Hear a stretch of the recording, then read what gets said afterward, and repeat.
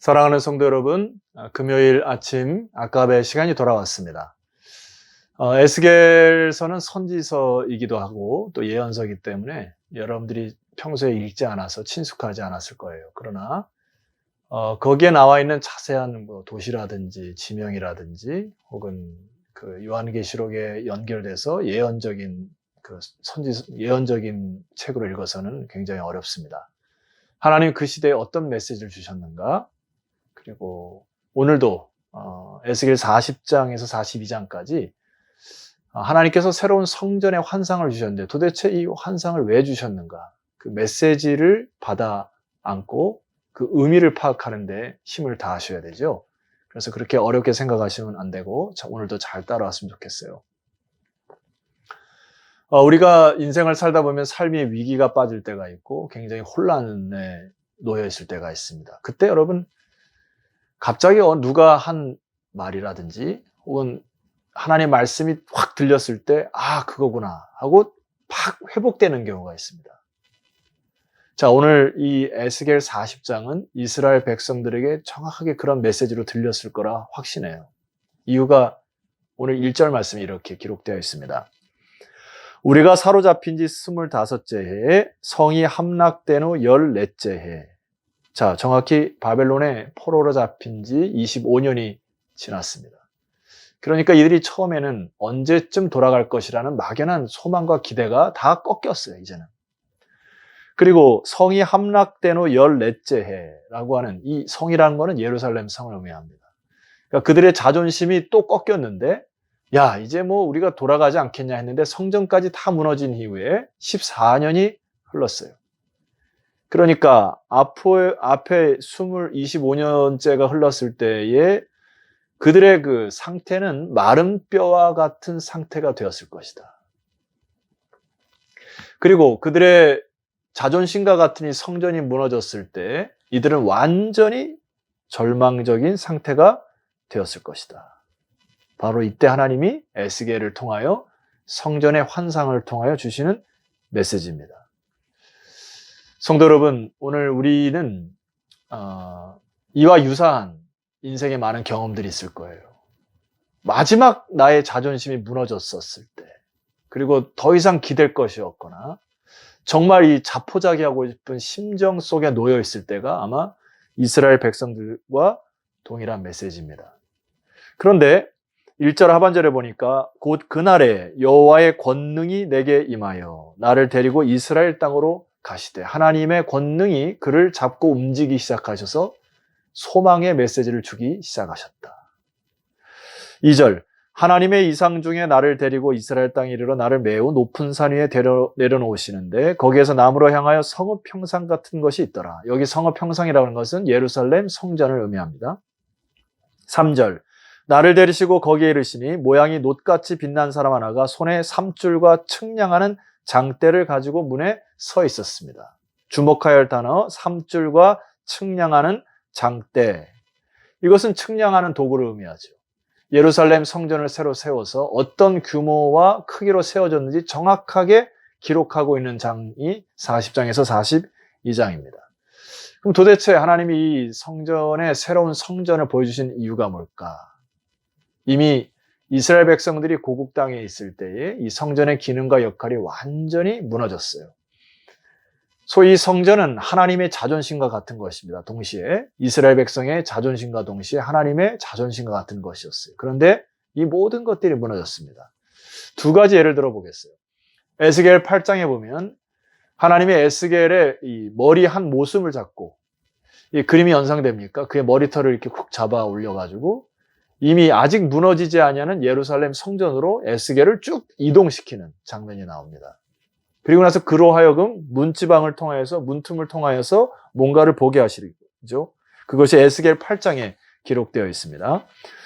자, 10절 말씀을 보면 에스겔이 보았던 그 안에 있는 사람들의 내용들이 보여지기 시작합니다. 10절.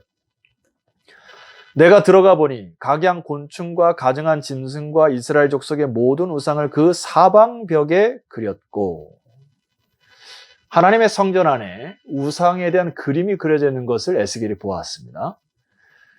이스라엘 족속의 장로들 70명이 그 앞에 섰으며 장로들이 아무 의미 없이 아무 하나님과의 관계없이 그 우상 그림 앞에서 서 있었고 사반의 아들 야하샤냐도 가운데 섰고 각기 손에 향로를 들었는데 향연이 구름같이 오르더라. 또 내게 이르시되 인자야 이스라엘 족속의 장로들이 각각 그 우상에 방한 어두운 가운데서 행하는 것을 내가 보았느냐. 그들이 이르기를 여호와께서 우리를 보지 아니하시며 여호와께서 이 땅을 버리셨다 하느니라. 성전의 밀실을 보게 하심으로 그 밀실 안에서 아무도 보이지 않은 그 밀실에서 타락한 지도자들의 모습을 보입니다. 성도 여러분, 우리가 이것을 통해서 보아야 할 것은 겉으로 드러난 죄나 혹은 의나 이런 것에 치중하는 것이 아니고 여러분의 내면 깊숙한 곳에 어떠한 우상과 죄가 숨겨져 있는 것을 보라는 겁니다. 이미 성전의 역할이 다 사라진 모습을 봅니다. 하나님께서는 에스겔에게 그 담을 허물어 버리라 이렇게 명령을 하시죠. 자, 두 번째 상태를 보시게 되면 14절을 가시면 또 내게 이르시되 너는 다시 그들이 행하는 바 다른 큰 가증한 일을 보리라 하시더라. 그가 또 나를 데리고 여호와의 전으로 들어가는 북문에 이르시기로 북문으로 에스겔을 또 데려갑니다. 그런데 거기에는 여인들이 앉아 담무스를 위하여 애곡하더라. 그가 또 내게 이르시되 인자야 내가 그것을 보았느냐 너는 또 이보다 더 큰 가증한 일을 보리라 하시더라. 하나님이 에스겔을 통하여 가증한 일을 보여주신 게 뭐라고요? 담무스를 위하여 애곡하였더라. 여러분 담무스라고 하는 거는 바벨론의 우상인데요. 가나안 땅의 이 바알과 같이 풍요와 번영의 우상이 바로 담무스입니다. 이 담무스라고 하는 이 가짜신은 1년에 한 번씩 땅속으로 죽는데요. 그러니까 땅속으로 죽어버리니까 그들에게 풍년을 줄 수가 없지 않습니까? 그러니까 담무스를 위해서 여인들이 많이 울면 울수록 담무스가 다시 깨어 일어나가지고 그들에게 풍요를 갖다 준다고 믿었어요. 바벨론의 사람들이. 이것을 성전 안에서 동일하게 하나님의 백성들이 담무스를 위하여 애곡하는 변질된 신앙의 모습이 있습니다. 오늘 우리에게는 무슨 모습이 있죠? 샤머니즘입니다. 기독교의 본질과 진리의 본질에서 벗어나 하나님을 마치 샤머니즘적으로 내가 필요할 때 이용해 먹는 수준의 신으로 변질된 이것이 오늘 교회 안에 슬그머니 들어온 이 담무스의 변질된 신앙입니다. 하나님은 이제 이들의 타락과 변질 때문에 성전을 쇠퇴시키고 성전을 완전히 무너뜨리시고 이스라엘 백성을 바벨론에 사로잡혀 가게 하신 이후에 이제 다시 새 성전의 비전과 소망을 주시는 메시지가 이런 에스겔 40장에서 42장까지의 메시지입니다. 여기에 세 가지의 특징이 있어요. 여러분 자세히 보시면 첫 번째 특징은 하나님께서 이 성전을 그 안에 성전에 방을 만드시거나 담을 만들 때 큰 골조와 골격을 주로 만드시고 예를 들어 거기에 그 제사장들이 분향을 한다거나 제물을 바치는 이런 그 환상을 보여주지 아니하시고 성전의 골격과 구조만을 보여주십니다. 그러니까 그 성전 안에 좀 비어있는 모습이죠. 이게 어떤 의미일까요? 우리가 새로운 집에 이사를 갈 때 이미 혹은 새롭게 건축을 할 때 골격과 이 기초 공사만을 합니다. 그 다음에 뭔가를 채우죠. 여기에 첫 번째 의미가 있습니다. 이제 하나님이 새로운 성전은 큰 골격과 기초 공사를 다 하셨는데 이제 너희들이 새로운 땅에 들어가서 하나님이 회복된 그 땅에서 이제 성전의 기능을 회복하라는 첫 번째 메시지 있고요. 두 번째 메시지는 여러분들이 이제 41장, 42장을 보면은 성전의 골격과 방의 크기, 두께, 너비 뭐 이런 것들을 이거는 사실 우리가 너무나 큰 사이즈로 그것을 짓는 것을 봅니다. 이것의 두 번째 의미가 뭘까요? 이제는 어떠한 공격과 외침이 오더라도 절대로 새로운 성전은 무너지지 않는다. 라는 하나님의 두 번째 메시지가 있습니다. 그리고 마지막 세 번째의 메시지는 기존에 있는 성전과 예루살렘에 있었던 성전과 새로운 성전에 세워졌을 때 없는 네 가지의 기물이 있습니다. 첫 번째는 새로운 성전에는 휘장이 없습니다.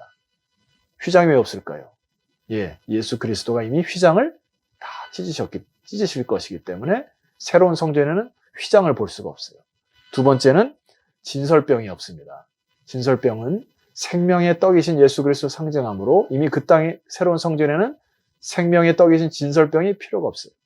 세 번째는 등잔대가 없습니다. 이것은 예수님이 생명의 빛으로 오셨기 때문에 등잔대도 더 이상 필요 없습니다. 마지막, 언약궤가 없습니다. 왜일까요? 예수 그리스도가 오셔서 이제 언약을 완전히 완성하셨기 때문에 이제 그리스도를 통하여 새로운 성전의 기능이 완전히 회복될 것을 상징하는 것입니다. 자, 이 새로운 성전의 모습을 통하여 낙담하고 좌절했던 이스라엘 백성들은 다시 그들 속에 하나님과의 깊은 관계 속에서 새로운 성전 되신 예수 그리스도, 메시아를 고대하며 그 땅에서 다시 힘있게 일어났을 것입니다. 성도 여러분, 고린도전서 3장 16절에 보면 오늘날 우리 하나님의 백성들이 이렇게 표현합니다. 너희는 너희가 하나님의 성전인 것과 하나님의 성령이 너희 안에 계시는 것을 알지 못하느냐. 누구든지 하나님의 성전을 더럽히면 하나님이 그 사람을 멸하시리라. 하나님의 성전은 거룩하니 너희도 그러하니라. 오늘 우리들은 하나님의 성전이라고 하나님께서 성령을 통해서 말씀하셨습니다. 아멘이시죠? 하나님이 거룩하심을 우리도 거룩하셔야 돼요. 내면에 있는 모든 더러운 것, 추악한 것들을 내려놓으셔야 합니다. 그리고 그것을 토해내셔야 돼요. 그리고 하나 더 회복해야 될 것은 이제 예수 그리스도를 중심으로 성도들이 함께 모여 공동체적인 성전, 공동체성을 회복하는 일에 힘을 다하셔야 합니다. 그래서 이 공동체를 통하여 잃어버린 하나님의 자존심, 저와 여러분의 자존심이 아니라 우리 하나님 아버지께서 내 백성과 내 교회를 통하여 이루시고자 하시는 이 하나님의 자존심이 무너진 것들을 성도 여러분, 이제 다시 이 에스겔 환상을 통하여 예수 그리스도가 완전히 새로운 성전의 기능을 회복하셨으므로 이제 저와 여러분이 성전의 역할을 감당하는 주님의 백성이 되었으면 좋겠습니다. 오늘 이 말씀 들으시고 다시 한번 우리가 개인적인 하나님의 성전으로 또 함께 모여서 함께 공동체성을 이루는 성전의 모습이 여러분 안에 회복되기를 주의 이름으로 축원합니다. 기도드립시다. 하나님, 참으로 어려운 시대에 에스겔을 통하여 우리에게 새로운 성전의 환상을 통하여 소망의 메시지를 주시니 감사합니다. 완전하신 그분께서 이제 성전의 기능을 회복하시고 우리로 하여금 하나님의 백성으로 다시 인쳐주시니 감사합니다. 하나님, 오늘 이 세대에 주님의 백성들이 이제 서로 함께 모여 아름다운 성전의 본질을 회복할 수 있는 믿음의 식구들이 다 되게 하옵소서. 예수 그리스도 이름으로 기도드렸사옵나이다. 아멘. 내일 아침 다시 찾아뵙도록 하겠습니다. 내일 뵙겠습니다.